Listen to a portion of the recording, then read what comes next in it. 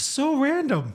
Like the most random thing. I could do more random than that. Well, come on. There's no more random than Beijing. 4 years. I was kidnapped in Cairo, Egypt. Kidnapped I like think we're out of time. No, I think the time waits.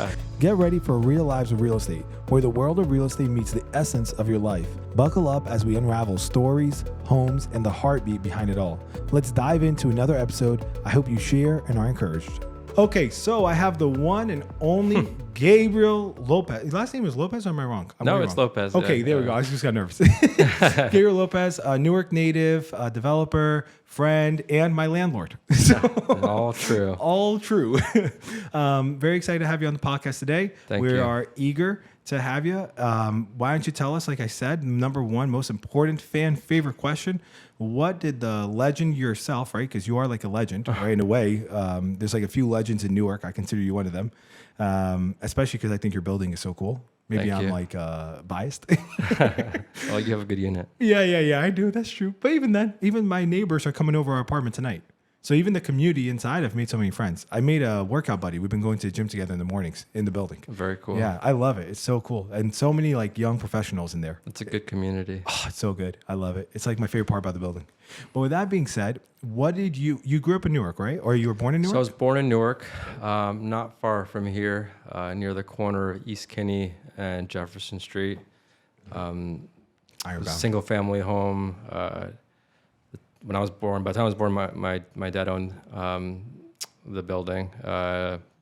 And He owned the building? yeah, the single family home. Oh, he owned the house. Okay, yeah, gotcha. yeah, exactly. And I was born there, and we moved to the suburbs not long thereafter. But really, also raised in Newark because I spent so much time here working in my parents' businesses. I went to Spanish school here Wednesdays and Saturdays on Lafayette What's Street. Spanish school? Essentially school after school. So I went to high school and then an elementary school, normal like curriculum, and then would have to go to Spanish school in Newark just to learn Spanish to make sure it was up to speed. Oh, wow. Okay. Your parents are both Spanish or no? Parents are both Spanish immigrants.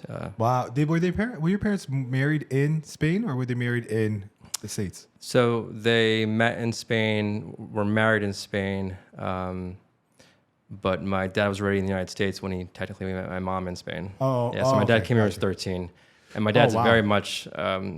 He wasn't born in Newark, but he's a Newark native. He went to East Side. He went to Lafayette Street. Oh, yeah. He's been here forever. This is where he launched himself. Yeah, no, this is like the story for sure.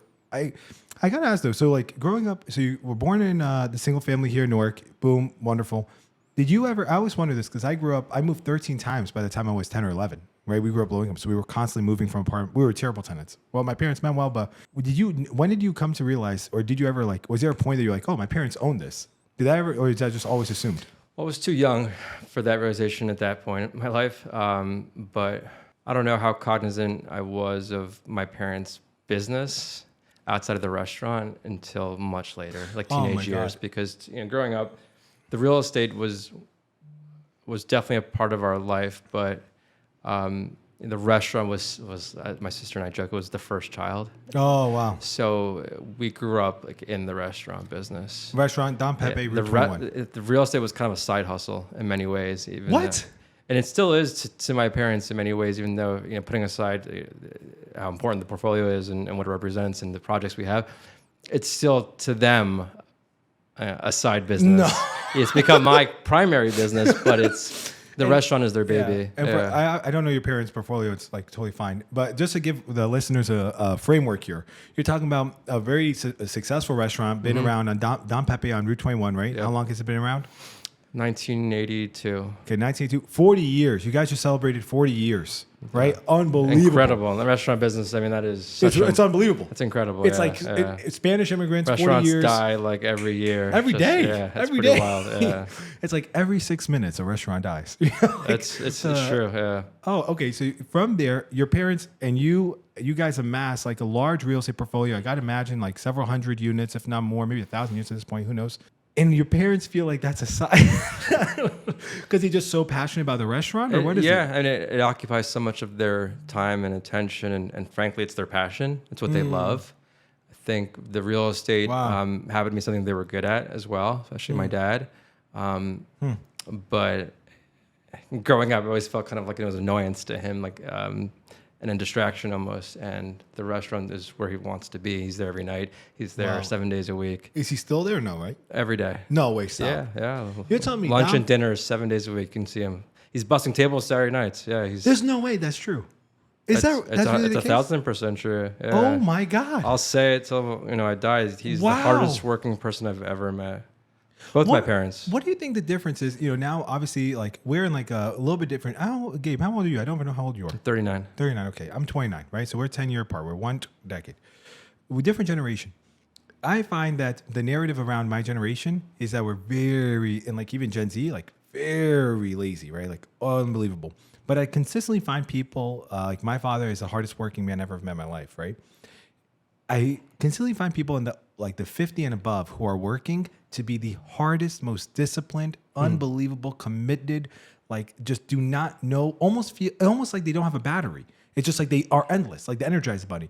What do you think the difference is? How do they get this? Like what gets your dad going 7 days a week at this age, at this point of his career, bussing tables? I don't know if he knows an alternative universe. I think my parents came from humble beginnings, from poverty, and they had to work hard. He loved America. He loves Newark, and he loved that he could work hard and succeed, and that there was a path there. I don't think he didn't grow up with the ability to enjoy, free time. He didn't have like a social life. So in his case, I think it's just the way he's programmed and conditioned at this point. He doesn't really know anything else but to work, and it's really his passion. He also just loves it. Like he loves being there.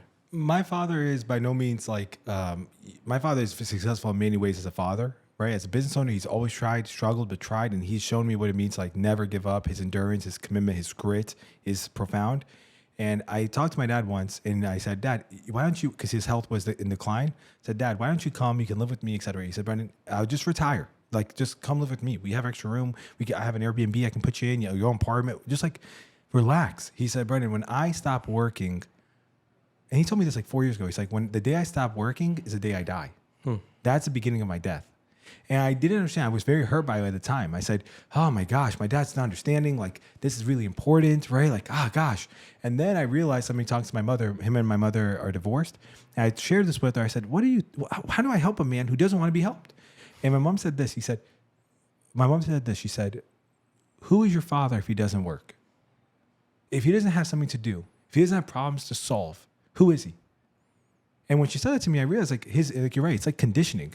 It's like they're so programmed. My father literally lacks the ability to enjoy free time. Yeah, he lacks it. He doesn't know physically. He doesn't know how. He doesn't know. I mean, it looks like someone almost with ADD or something. Like you put my dad alone in a room, like he just starts pacing, and that's my father. He just wants to do something else. That's my dad. I told my dad, Dad, you are the poster child for ADD. You are the poster child.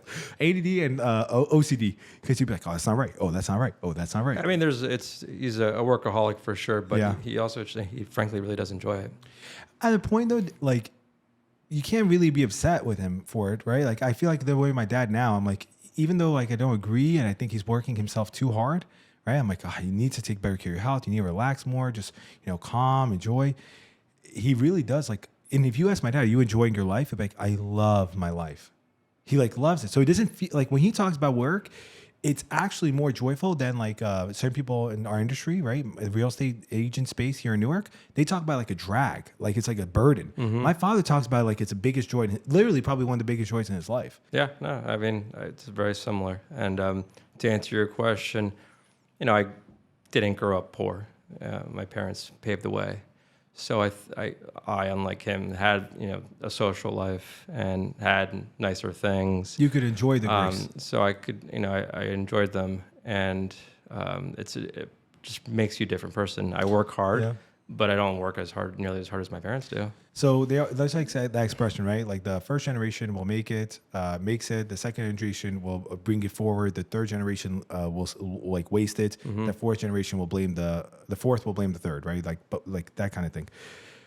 Do you feel like you are working at a higher, not compare, but like given like that you had the ability to educate, you're like at a high, here in America, right? I'm assuming did your dad go to college education? No, neither of my parents went to college. Oh my God, this is so beautiful and so crazy. So you were able to get college education. You were able to get firsthand mentorship from your father, and you were able to really like build down, pave your own way too, like which is beautiful here. Do you feel though maybe work is hard? You still are getting. It seems like you're getting a lot done. I mean, so my sister and I were the first ones to go to college in our family. My sister went to Harvard, so set the bar very, very high. And my parents stressed to us growing up that education's everything. Regardless of what you do, you're going to have a hell of an education, and you're going to work hard and make sure you get that education. And to this day, they still believe in continuing education. If I say I want to go back to school tomorrow, they'll support me. Like they're like, this is great. It's the best passport for them. Like they know that's like the ingredients to success. Wow. I have a chip in my shoulder, partly because I was given so much, and when you're born on third base and home base, like I want to feel like I want to prove to others that I belong, here. So I work hard with that chip in my shoulder. Okay, so you work. Okay, so it's interesting. Your parents, you would say, worked, and it is really interesting how real estate shaped you. Because if you were just born to like, let's say, born in a different, more like average ambition, average life, you would never even think about these things, right? But because and for me, I got to see. I could still see it. Honestly, it's the example I grew up with, and I mean, I work with my parents every day. I see it. So the worry I have now for my kids. Is that they're not going to see it as the way I see it. Because, I go home at night, what's that? Can you stick them in the restaurant? I will, absolutely. They're gonna, oh, you will for real? Yeah, for sure. Oh, I love that. Of course, yeah. Yeah. But you don't want to raise, assholes. Like you want kids that are humble and want to work hard. But seeing that connection between hard work and success, it's important. I would say incredible truth. You probably shouldn't put your kids in the Don Pepe restaurant though. You should probably put them in a different restaurant, like a family friend restaurant. Like, hey. And you haven't worked for my dad. Oh, he's rough.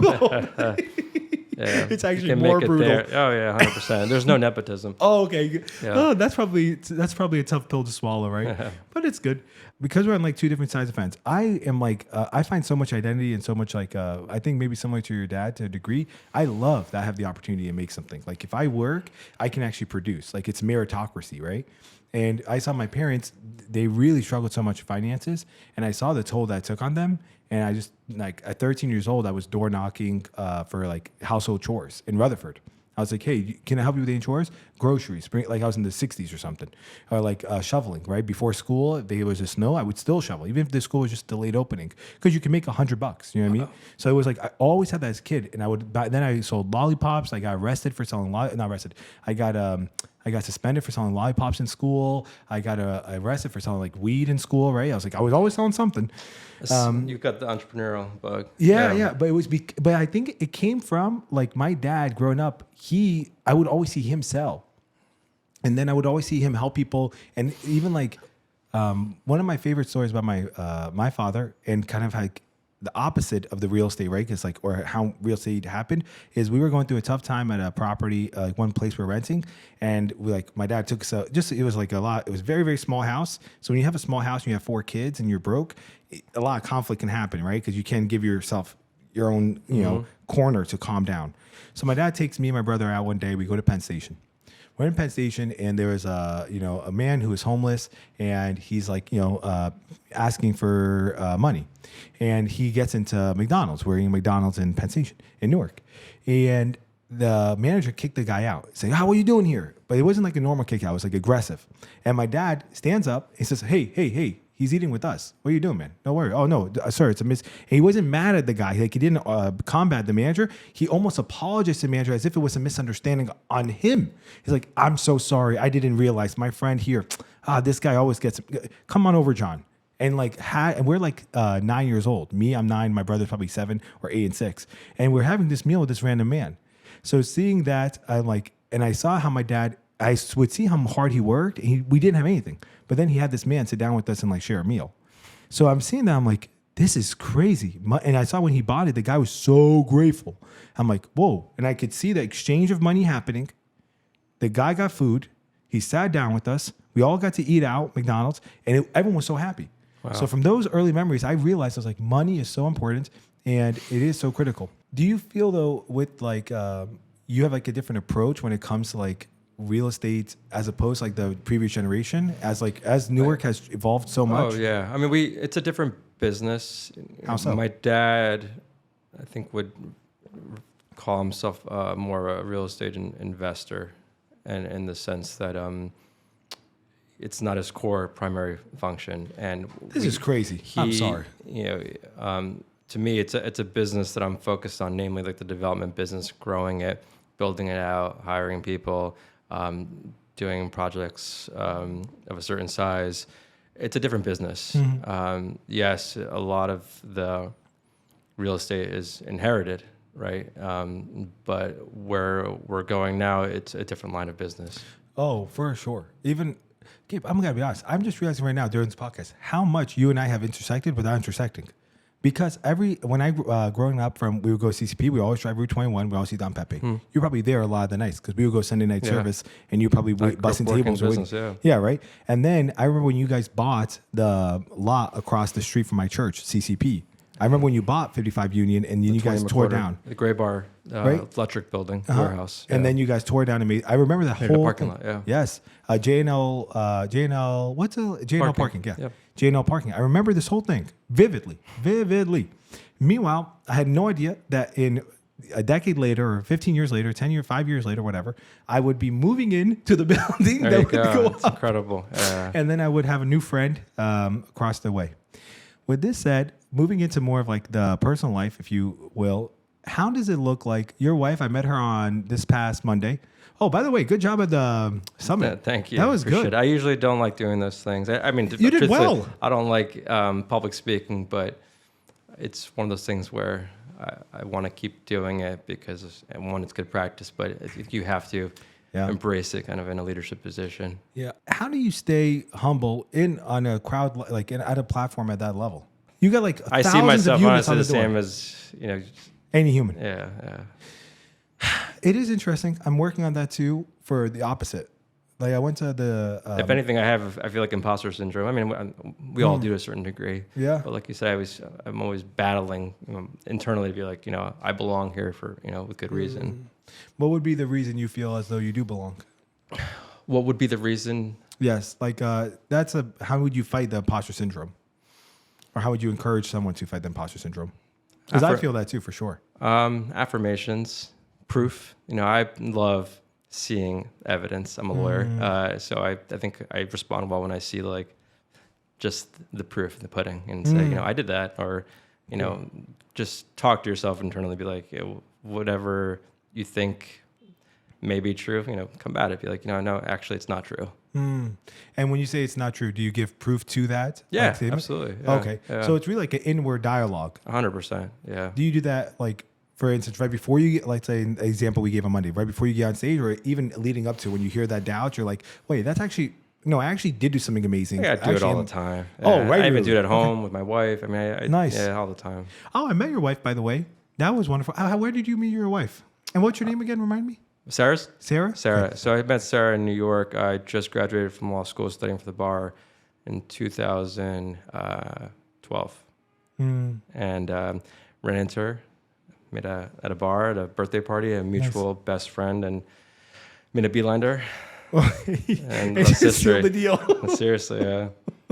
And how soon thereafter were you guys married? 3 years later. Oh, so Yeah.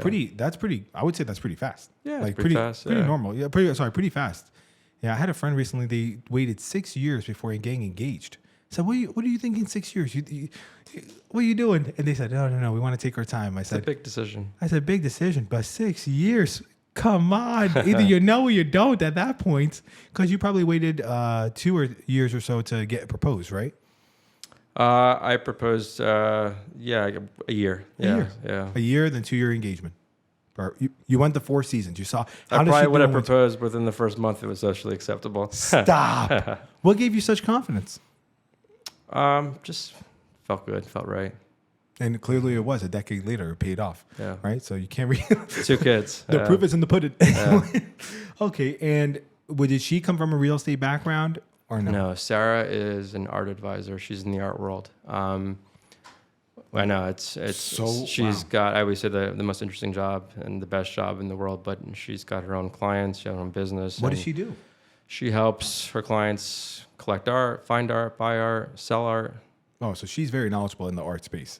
Yeah, What kind of 100%. art? Yeah, she was a art history major and got her master's in art and worked for some impressive galleries and advisors. Oh, wonderful. And wow. Contemporary. How does, okay, contemporary art, gotcha. How does your real estate development business, your career path, the family dynamic, the ambition that you have, that kind of like inward drive, like I'm grateful, I acknowledge, I live in that place, but I reject imposter syndrome, I'm pressing forward. How has Sarah played a role in that? How has that impacted her? Sarah is very different in the sense that she has a ton of inward confidence and affirmation, which is a great thing for me, a great compliment, because I'm always self-doubting or questioning or cynical. She's an optimist, like internally, like just perpetually like optimistic. And I'm like jaded and always questioning people. And so like weary. Yeah, and you get that a lot in real estate, I would say. I feel the same. Often I always complain to her, especially in development, so much of your job, you're constantly put in an adversarial position, whether it's like inherent situation or people just assume you're adversarial because you're a developer or landlord. And it's tough. It's draining, right? You're constantly and it's painful because you have this especially you, I've seen like you have such you value altruism so much. Like you really care for the good. Even like you gave this story about Airbnb once, like ran out of floor, right, of your building, and you were like, no, and I'm like thinking, I'm like, it would have been the best tenant possible. Airbnb offered to rent half the building, I think, or maybe it was more than half the How building many units? before we opened up. So it's a 403 unit building. So Airbnb offered to rent over 200 units of your building, and you said no. We said no, yeah. It's, would you mind sharing what made you say no? It's not a short-term rental building. These are long-term rentals, but Airbnb, subleasing, that business model. I don't pretend to know all the different companies in the space, but there's trade-offs, and I'm putting aside any judgment about Airbnb. It's a successful business. It's not really compatible with the way we manage a long-term building like 55 Union. We value high retention. Knowing your neighbors is great. Being able, from a management perspective, to know who's living in the building, to be able to correspond with them on a regular basis in an event of emergency. There's also security and access control issues if you don't know who's in the building. But overall, I would say the community suffers if there's that kind of turnover, and the staff too, because the team has to prepare the units, right? And that's true. It's a huge amount of turnover, but it's not really compatible with what we're trying to achieve. Truly a man who values altruism, because it would have made you so much money so quickly, so easily. You wouldn't have to deal with leasing Maybe in the agents. short term. I don't think long term it's a good move. Okay. So you have with Sarah, I think, such a dynamic similar to Deb and I, right? And with you're saying with the real estate, it's so wonderful that with my wife, she supports me, and I have grown very cynical. Like I told my wife the other day, I'm like, I think I've just determined that every person, I have to be cautious at every single interaction I have with any human being, like for any purposes, especially me, because I grew up like in a more low income community, right? So even my friends, family, etc. I think stuff like, and I'm not like a rich guy. I'm just like a little bit further ahead. It just gets messy. And then when it comes to our team, we're a small team. I get very close to our employees and our team members, right? And, very, very close. So when a team member leaves or when a team member betrays or like acts in a way that's like directly like... It's inconsistent with something. It's painful. Yeah. And even when you see like, hey, I just need to give this person an extra little push, but this is actually not my job. I care for them. I want them to win. I'm just going to go. It's like, okay, respecting that boundary. Deb's like... Boundaries are very important. Very important. Yeah, so professionally and personally. What does that look like to you professionally and personally? I think professionally, it's a lesson I've learned like over and over again.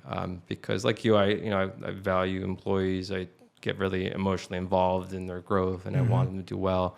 And I think what it looks like is, one, realizing that as much as we are a family business, it is a family business, employees are not your family. And I don't want to ever represent that, because at the end of the day, they're getting paid to do a job, and they may lose their job, and it's not fair to them to be like your family, because they could lose a job, right? And the boundary looks like clear kind of communication. You can be kind and nice, but also make sure that a job gets done, that people don't take advantage. And being very clear, that's essential in business with your employees. Is a boundary is just that. It's saying, this is what I need, this is what I want, this is what's expected of you.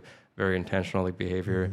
There's a culture of kindness at J&L, but if it doesn't come at the expense of not doing your job. It's a culture of kindness with accountability. Yes, exactly. Yeah. And I think actually you are being very kind by setting with being clear. I agree. Yeah. It's just, there's no other way around it. I have really struggled with that. Like I used to do like a compliment sandwich. Like, hey, you're doing a really good job. I just see this, that all your projects that you were supposed to get done are all behind task. Yeah. If you could just really take a look at that, because that's really not in alignment with what we value and that's here. Good. If you can do that, you're miles ahead than most people, because you got to flex that muscle. You got to develop that muscle. Here's what I learned though. When I would give them the happy, the crap, and the happy, guess what? All they would hear is the happy. They would not ever change the crap. Yeah. So now what I do is I say, practice. Yeah, I'm much more direct. Hey, I'm really worried about this behavior that I see. Can you help me understand? Is something going on? And then I just go, okay, they talk a little bit, and you can immediately see if it's like a victim mentality or like, oh, well, you know what? This what happened and that happened. Then it's like victim, very hard to coach. But if it's like, well, actually, yeah, there were these macro factors, but ultimately I could have done this and this better. Okay, how would you recommend doing like personal boundaries in terms of like real estate world? Like, because you are real estate, I'm sure over the time, someone's probably asked you, like, hey, listen, I'm in this situation. Can you give me an apartment or something? Oh my God, it happens all the time. That's a no. I think personal, I've built boundaries just around my life. I think I constantly daily strive to simplify my life. I don't say yes often. I said yes to this podcast, for example, but my priorities are my family, certain hobbies, some friends, and that's it. And I think the boundary is knowing that, and I don't want to overcomplicate it. It's simplifying the things in my life, but then deepening those things that are in my life. Wow. I think what you said there, like even you saying yes to the podcast, it does come at like a big cost. Yeah, I mean, right? it comes professionally, personally. I'm choosing to be here, right? But I wanted to cheer you on. I'm a big fan of yours, and I think your energy is wonderful, and it's exactly what Newark needs more of. Oh my gosh, we'll make a clip of that. We got the game sponsorship right there, but stamp of approval. I do appreciate that, and it is an honor, because I know by you saying yes to this event, to the podcast, you're saying no to many other things. And likewise, you inviting me, you could say you can be inviting others. Correct. And you shared something with me once. You probably don't remember. It was at the last event, 55 Union. If you're looking for an apartment, come through.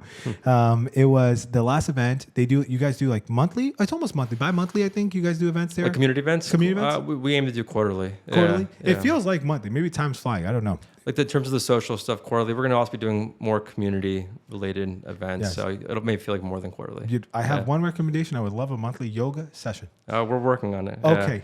I heard someone, the developer. There's a trainer in the mix, I heard a developer in the summit saying they do yoga sessions for their building. I said, I got to get this guy to get me some yoga. I got to get flexible, limber. Done.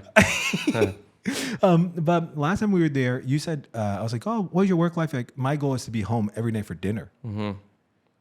Gabe, when you told me that, you don't understand, that impacted me profoundly. How so?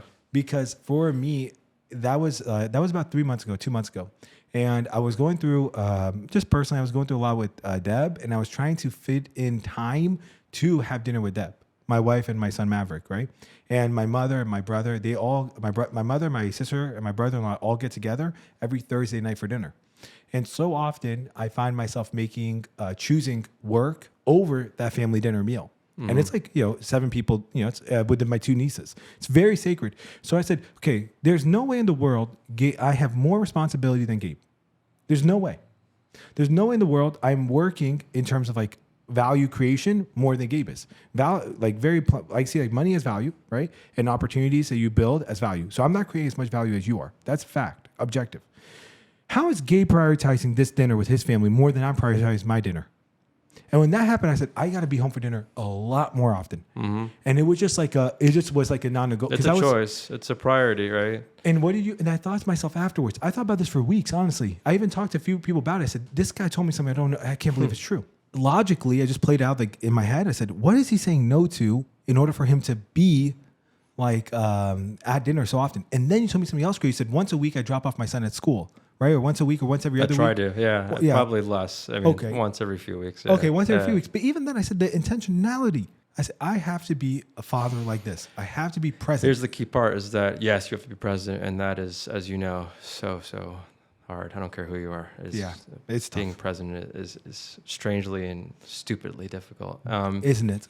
But you have to design your life to have those priorities take place. What do you mean by that? Design your life? I mean, I can work all night. I have enough to do at my desk where I could be working until midnight every night for the rest of my life. Real. But what I'm saying is, if I'm going to go home and leave the office by a certain time, knowing that there's traffic and I have to, I want to spend my time with my kids, I have to actively design that, literally create that time block to leave the office. Wow. And to get there, it's not just, okay, no matter what, I'm dropping the pencil. I'm doing that, but I have to make sure that I do A, B, C, and D that day so that my professional life is actually still, effective, and I can still run my organization the way it should. So if I'm not in the office at that time, my point is that day has to be designed deliberately to allow myself to leave at that time. Wow. So it's a lot of forward planning in order to have that. So even a higher degree of intentionality. The first thing I do when I come in the office in the morning is, before I turn on my computer, because I know that's dangerous once the emails, is about 5-10 minutes, a notepad.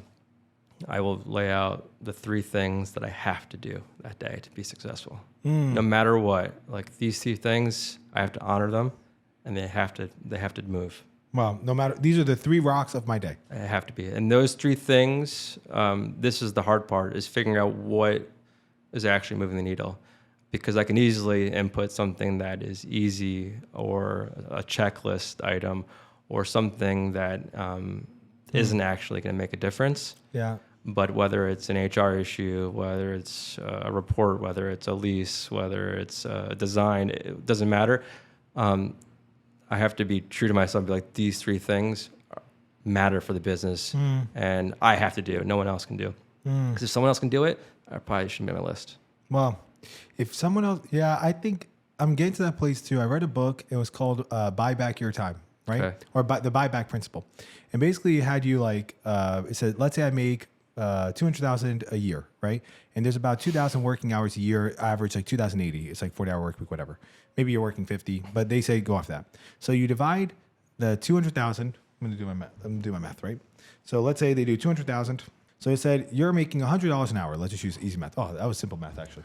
So it's 100,000 an hour. They said any task that you can delegate for 20, like a fourth of the time, a fraction, right? A fourth of the hourly wage. Let's say $100. $25 you cannot do. He said, because every time you do, you do 2 things. One, you are losing $75 of higher producing activities. And 2, you're actually, this is the unique part, because I've heard that so many times, leverage, delegate, right? But the second is like, you're actually robbing someone else of an opportunity to have like gainful employment. So you're actually being very selfish. You're lowering the business's top line, and you're hurting people's opportunity to have a real job. Yeah. Yeah, it really is tough. Now, okay, I got to go back to Sarah. So, because I think the marriage is so underrated. Because people in real estate, like Sarah was not on stage with you, right? But Sarah was on the crowd. She was cheering you on so much. Do you feel like, because in real estate development, it's not all rainbows and sunshines, right? It's high stress. High stakes. High. It's like you're a poker player almost, right?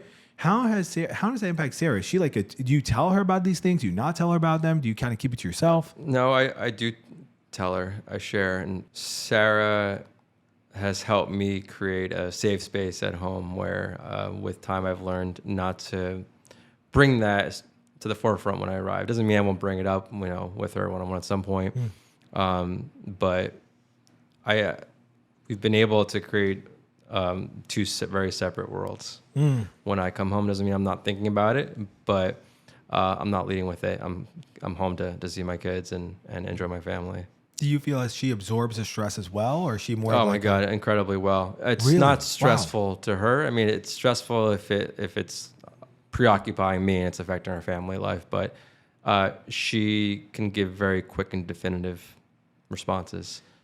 And what would be an and example? the best part, honestly, of this situation is that her advice is spot on, which I mean, I don't take that for granted. Your wife's advice, who's an art guru, I'm going to call her. Sarah could do anything though. She's incredibly smart, and she's a businesswoman too. Like she, wow. And she's able to give you advice on real estate development, even though she's not in real estate. Oh yeah, yeah. And the great thing is that she's in design though, which is prevalent in real estate. Oh, that's true. So to share that passion with her and to be able to use her as a soundboard is awesome. Yeah, I would have contrasting my marriage, right? With Deb, I'm very manic, and it's like immaturity, right? Like my reactivity, my impulsivity, and even with serving clients, it's so funny because when I work with a homeowner, right, and here in Newark, I say, "Hey, let's sell your property." Super calm, right? Like I feel like I'm a different person. My whole forward is okay. Let's be like not just a real estate agent. Let's be a real estate planner. So whenever I speak to somebody who's looking to sell their house, I always say like, "Okay, where are you looking to go?" Is the first question, because everyone wants to sell their house, make money. Okay, do you know where you're moving? You don't even know where you're moving. Or second, I say, okay, let's say it's investment property. They're like, oh, the prices went up. I'm only making $4,500 a month in rent. I'm going to sell this. I'm going to walk away with $300,000. I say, that's so awesome. Great. So excited for you. There's tax implications with that earning, right? So what are you planning to do with that money? So really understand the real estate planning world, right? Boom. That's a different side of me, right? Of like calm. But when I'm running the business, I can feel very like young and fiery and hot-headed. So when I go to Deb doesn't really give me like insight too much in terms of like, do we buy this property, not buy this property, right? She's not running like underwriting. No, Sarah doesn't either. Yeah. Right? She's not running underwriting there. She's just like, if you think it's good, I think it's good. But what Deb helps me with profoundly are the people in my business and how I relate to them and how I lead them. Because I'll be like, oh my gosh, I can't take this person. I got to fire them, blah, blah, blah, blah. And then Deb will be like, oh, Brad, I'm so sorry you feel that way. Blah, blah. Can you tell me more about that? Yeah. And as I'm talking to Deb, somehow at the end I realized, wait, I'm the one who's unreasonable, not the other person. I've been there so many times. Yeah, Sarah provides something similar with the added benefit that she's able to review stone and brick and real estate materials and help me. Yeah, well, maybe one day I'm a developer, then I'll have to get Deb to go to some classes to help with design. But no, that's really, I think the women in our lives who you marry must be the most important decision in terms of like a stable life. Home is very important. It can, because that's your peace, right? Gives you a lot of energy. I have a friend who him and his wife have been going back. They're also in real estate space with a shift in the market, that took place with interest rates rising, finally coming down a little bit. But his income, he was expanding quicker than he should have. Finances were not aligned, a lot of stress there, and it kind of revealed some marital flaws. And his house has been literally a place of stress for him. Mm-hmm. So it's like, Brandon, it is brutal for me because I'm going home and my marriage is not well. And at the same time, I have real people who need me to show up for them at work.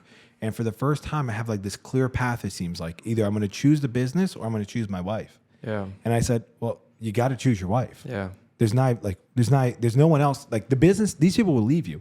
And you may love them. You may feel God gave them to you for you to lead. Great. Literally, though, this is like your first and most priority commitment. But he was having a difficult time. He's like, I built this up over 10 years.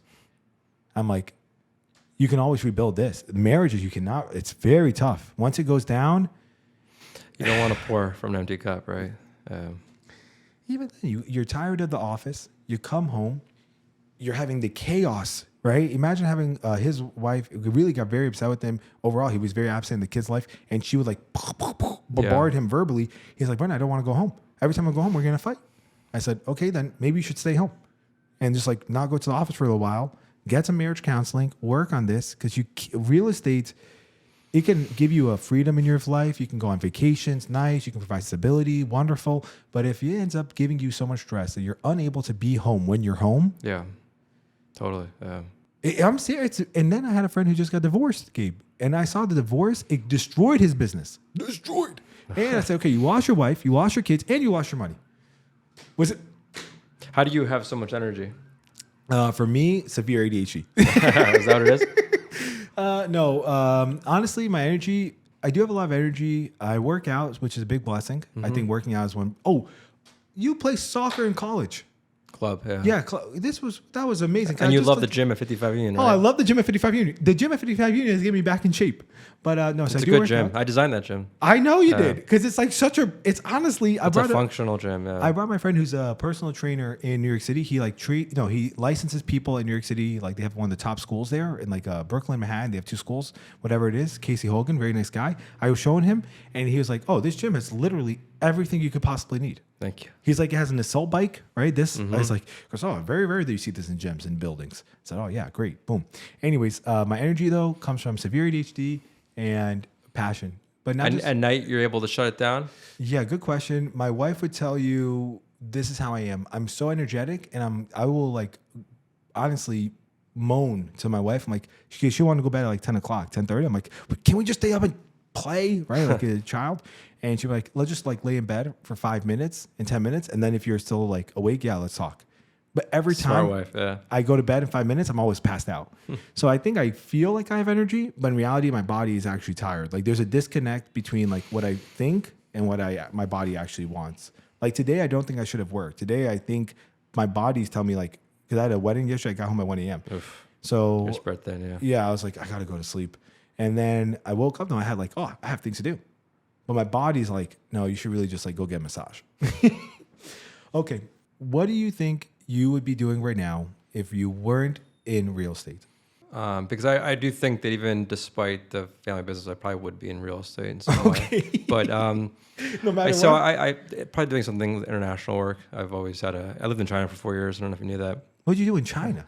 I worked in a hybrid job between the U.S. Embassy and the U.S. Chamber of Commerce in Beijing. So I studied abroad in Beijing in college, spent a couple summers and a semester there. Did you then learn moved Mandarin? to Beijing for 3.5 years. Did you learn Mandarin? Yeah. Studied Chinese for 4 years. Wait. So before I went to law school, I worked in Beijing for a few years, worked in D.C. on China, went to law school, worked at a law firm. My first year law firm was focused on international arbitration. So I had this Wow. China travel international bug. And to my parents' credit, because I've always been interested in real estate, but they let me, pursue that. They said, go to China if this is what you want to do it. Eventually, I came back to real estate, but Wow. I'd probably doing, I imagine, something like that. How was China? China was incredible, amazing. I was there in the lead up to the Olympics. Wow. It was an exciting time to be there. Tons of real estate development, a lot of amazing energy, like people like you flying around. Just Wow. Just so excited to be a part of to something. be there. Nice. I mean, I thought it was infinitely interesting. I got to travel to like 30 provinces in China, travel a lot in Asia. Amazing. And, I had a really great experience Wow. overseas. How do you think that's impacted you in your real estate career now? That like such a unique experience.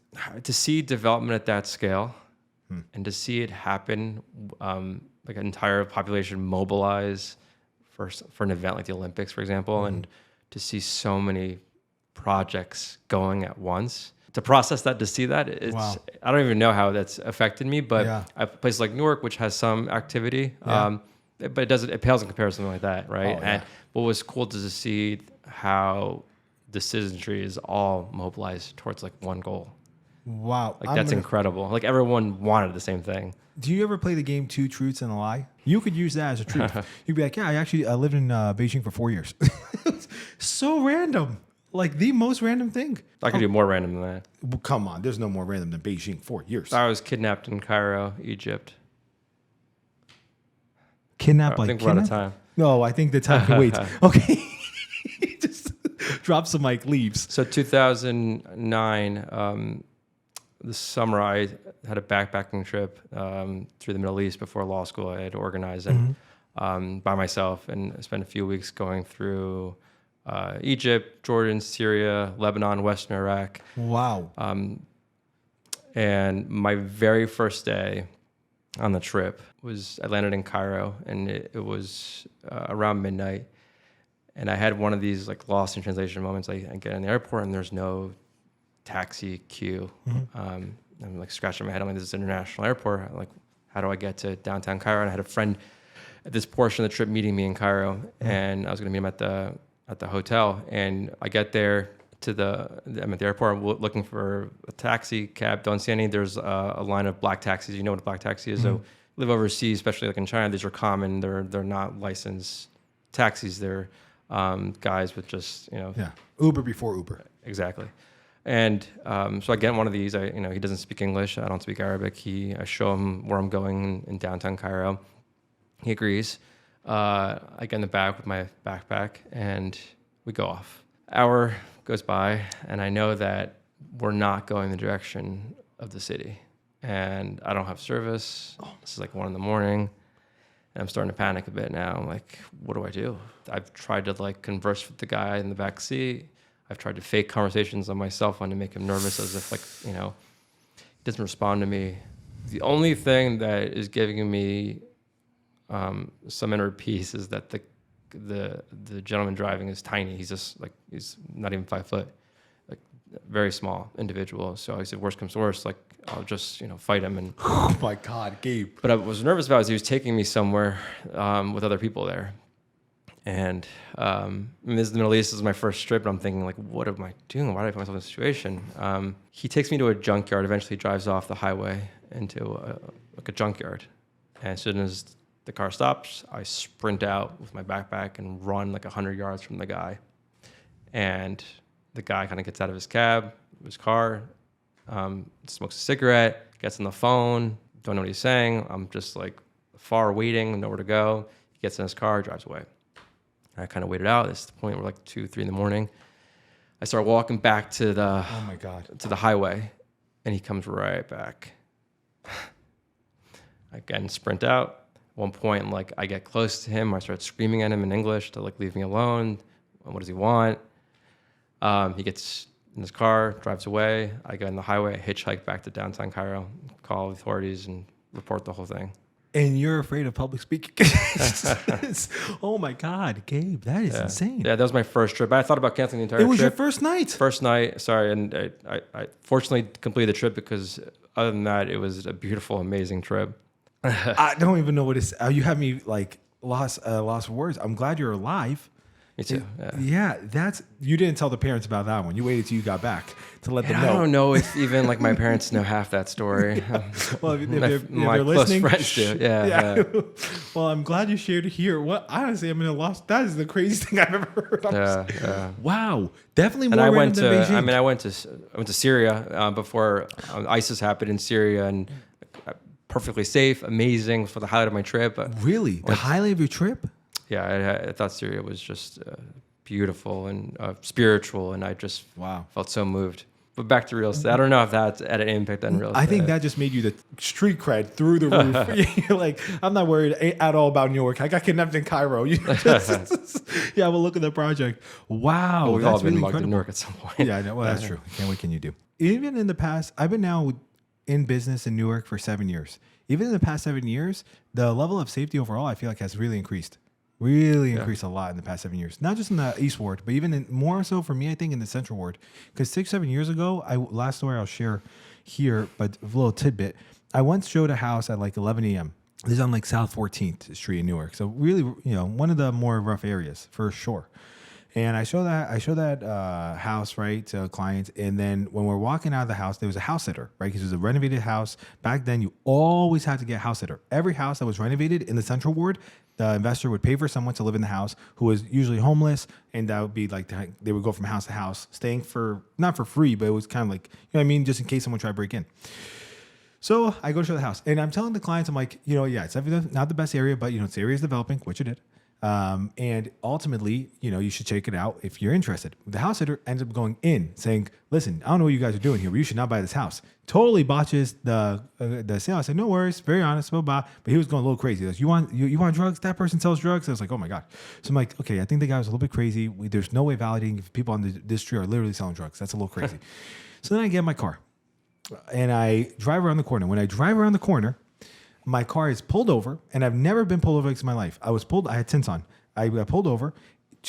No sooner than my hand get off the steering wheel, Gabe, these two plainclothes officers got out of the car, hands like this, ran up to my car on their weapon, and like lower the window. I was on my lower window. My hands are outside the window. I'm terrified, right? I'm like, what the heck? He said, what were you doing at the house? They thought I was buying drugs. When I told them I was a realtor, do you know what the cops told me? Said, who would buy a house on South 14th? And I was like, oh my God. And I was like, all right. But since then, there's no more. Rarely do I find house sitters on the streets, like on the renovated houses anymore. It's very rare. I had one client. They did not listen to the wisdom, but their house did get broken into, and they were on South 18th, and they had a house sitter. But that was the first house sitter I've seen in like 2 years. Like even that has been like much better. Violent crimes definitely dropped off. Much. It's been fun. We could still do better. Oh, we have a long way to go. Yeah. Long way. But these things are working out for sure. Well, listen, Gabe, I'm honored that you would come in. Thank you for the invitation. Oh, I wish I could have you on. I'm sure I'll have you on again. Very grateful. And Season 2. Check in soon. But if you guys are looking, support Gabe by checking out 55 Union Street in Newark. A beautiful, beautiful development. I live there. You can be my neighbor. You come over for dinner. You can hang out with Maverick and with Deb. And you can have these awesome quarterly hangouts. Because we have an ugly Christmas sweater party next week. That's right. That you could be attending if you tune on in. Okay. Thank you, Gabe. Appreciate you. Thank you.